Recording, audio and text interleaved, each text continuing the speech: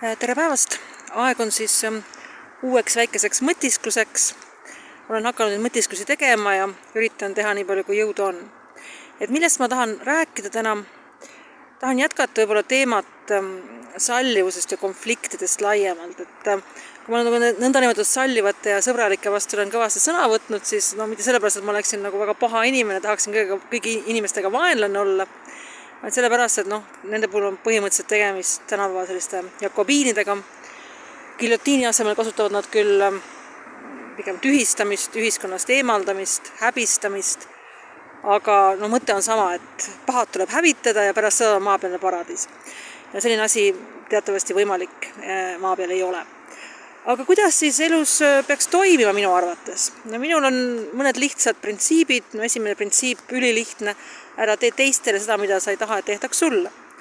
Ja tavasuhtlustes inimestega see printsiip aitab ikka väga-väga palju, sest kui tekib mingi konflikti moodi olukord, siis on nagu hea mõte kohe ennast ette kujutada, et teise inimese asemele, et kas mina käituksin ka sellises olukorras nii, või isegi veel hullemini, eks ju. Ja kui see vastab tõele, siis tegelikult konflikti ei ole. Võin tuua väga hea näite minevikust, et kui ma kolisin elama Katalooniasse, siis ma pidasin väga oluliseks õppida katalani keelt. Aga katalani keel on ka selline väike keel ja paratamatult on inimesi, eriti kes elavad Barcelonas. Barcelona on väga alla käinud viimase 20 aastaga kusjuures, kes ei pea seda keele õppimist oluliseks ja praegu pole aeg sellest võib-olla rääkida, aga olukord on tegelikult väga kurb. Aga kui mina läksin sinna kursustele siis kohta küsima, ennast kirja panema, ja siis ma küsisin, millal esimene tund on. Ja siis see oli hetkel, kui minu katalani keele oskus oli põhimõtteliselt 0, ma ei osanud teda üldse, ma läksin täiesti algtasemest seda õppima.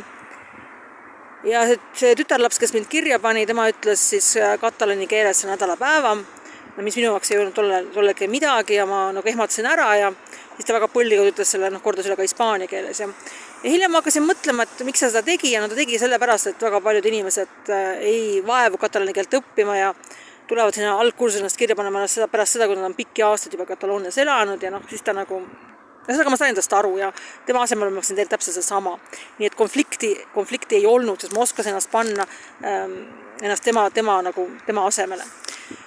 Kus see printsiip hästi ei toimi, on siis, kui on tegemist süsteemidega. Näiteks inimene on osa mingist grupist, toimub selline konflikti moodi olukord ja grupi teised liikmed suhtuvad leebemalt, kui tegelikult peaks. Eestis on võib-olla hea näide on mingi keelelised olukorrad, kus on olukord, kus üks osapool peaks oskama eesti keelt, ta seda tegelikult ei oska ja siis on eestlaste grupp ja seal on inimesi, kes suhtuvad sellesse olukorda liiga leebelt. Ja siis on põhimõtteliselt, sul on valik, kas sa teed skandaali või sa ei tee skandaali ja enamasti võib-olla ei taha skandaali teha. Et siis see süsteem surub sellisesse raskesse olukorda. Aga sa ise mõistad, et kui sa ise elad pikemalt mingis teises riigis, sa võib-olla niimoodi ei käituks see inimene, kes eesti keelt ei oska. Ja muidugi on sellised riiklikumad olukorrad, et küsimus on see, et kus on riiklikul tasandil konfliktid. Selle määrab ära põhiseadus. Põhiseadus on olemas riigi eesmärk. Eestis on selline püha kolmainsus, Eesti rahvus, mitte rahvas. Eesti kirjutatud väikese algustähega, et asi oleks väga puust ette punaseks, kellega on tegemist, eks ju. Eestlaste lapsed, kelle emakeel on eesti keel. Eesti keel on, eks ju, ja Eesti kultuur. Kultuur on neist kõige hägusem, aga tegelikult mitte väga, sest kui asi läheb häguseks, tuleb alati mõelda, et mida mõtlesid selle all inimesed, kes selle põhiseaduse koostasid. Ja siis ei ole väga hägune just enam. Ja ühesõnaga, kui on nüüd olukord, et toimub konflikt, et keegi rikub seda eesmärki, siis Eestis on selles mõttes raske olukord, et seda eesmärki rikutakse kõrgematel tasanditel ja rikutakse tegude tasandil, võib-olla kõnes räägitakse midagi muud ja tegude asemel siis midagi muud, aga tegelikult mingil määral ka kõnede tasandil, sellepärast kui riigi eesmärk on, eks ju, Eesti rahvus, Eesti väikese tähega, siis tekib ka küsimus, et miks on asutud muutma ortograafiat. Kui ma sõitsin Hongkongi, siis tahtsin kaasa võtta oma lemmikraamatu, ühe oma lemmikraamatutest, mis on Robert van Guliku Kummitused kloostris. Ja kui ma marssisin Tartu bussijaama poole, et Tallinna lennujaama sõita, siis ma avastasin, et ma olin unustanud selle kotti panemata. Mõtlesin, mul ei ole enam aega tagasi minna, ma ei taha bussist maha jääda ja siis olgu, et ma ei võta seda kaasa. Aga kui ma jõudsin Tartu bussijaama, siis üllatus kasutatud raamatute riiulil oli see raamat ilusasti olemas, nii et ma sain selle kaasa võtta ja ilusti ka oma 50. sünnipäeval seda seal lugeda. Lugesin 50. sünnipäeval algusest lõpuni ta uuesti läbi. Ja mis on nüüd sellel on 2 varianti, üks on see Mirabilia variant ja teine on siis see hilisem toimetatud variant. Ja kohe päris alguses on üks selline asi nagu India lõhnaaine. Aga mõelda, et tegevus toimub Tangi ajastu Hiinas, siis on väga raske ette kujutada, et saaks olla India lõhnaaine suure i-tähega, sest see on võimatu, jah.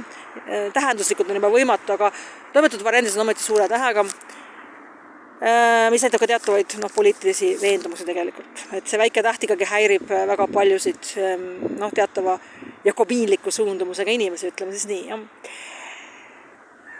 Ja sellest tekib konflikt, et näiteks kui vaadata, ütleme, kui Eestis mõni kõrgem riigitegelane, president näiteks peab kõne, siis mul on kombeks alati teha Ctrl F ja vaadata, kas trükkida siis EESTL, vaadata, kas ta ütleb sõna eestlane. Ja ma mõtlen, et ükskord tuli välja ka eestlane ja ma õpatasin selle peal Kersti Kaljulaid, kes ütles ja ma mõtlesin, et issand jumal, et kus ta seda ütles.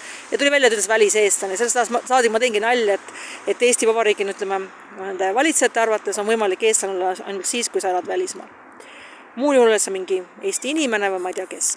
Ja see tekitab konflikti, sest see on juba põhiseaduse eesmärgiga vastuolus. See oli siis tänane puterdus ehk mõtisklus.